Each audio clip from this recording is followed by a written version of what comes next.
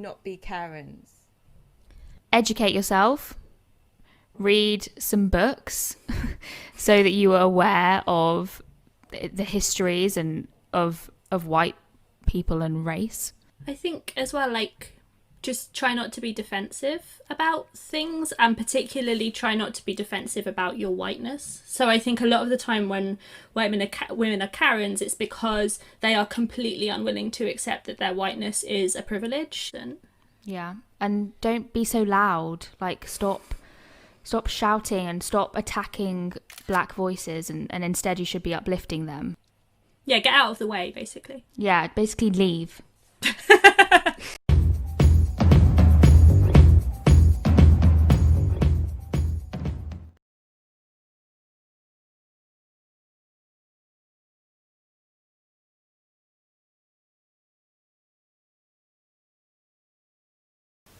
This video is more important than any video I've made or any video I ever will make. Whatever I've done, it will never be enough. If you've heard of white fragility, this is something that's discussed a lot by black activists and in a lot of books that I've read. It's basically rooted in a defensiveness. I just want to say I am so guilty of this. So guilty. So guilty. I don't understand because they live in white privilege. Yeah. And they live like so deeply in white privilege that they can't get their asses out of it.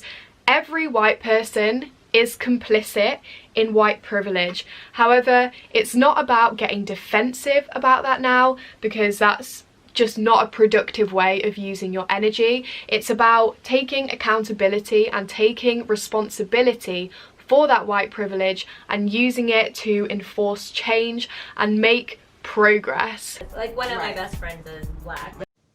I take responsibility. I take responsibility. I take responsibility for every unchecked moment.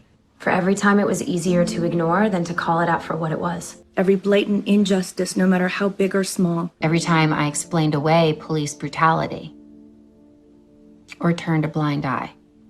I take responsibility. Black people are being slaughtered in the streets, killed in their own homes. These are our brothers and sisters, our friends, our family. We are done watching them die. We are no longer bystanders. We will not be idle.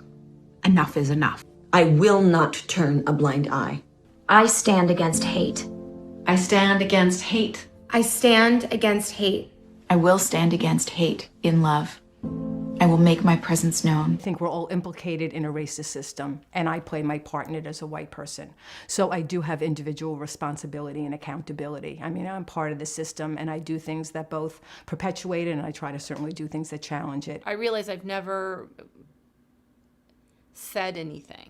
When I've heard racist jokes, when I've heard racist comments, I've never said anything. I've never spoken up and said, hey, that's racist. I take responsibility. The thing I want to do is be able to reach white women and call them in and say, we can do better. We can do less harm in society. When we write about racial issues, we'll say things like, why do you have to make everything a race thing? And I don't even know how to respond to that because it is a race thing. Yeah. My best friends in middle school were twin girls who were black. The smartest people I've ever known are black. The most accomplished people I've ever known are black. And I never saw color. I take responsibility. I'm talking to white people. Please make this your problem. It's about taking accountability and taking responsibility for that white privilege and using it to enforce change and make progress. White silence is compliance.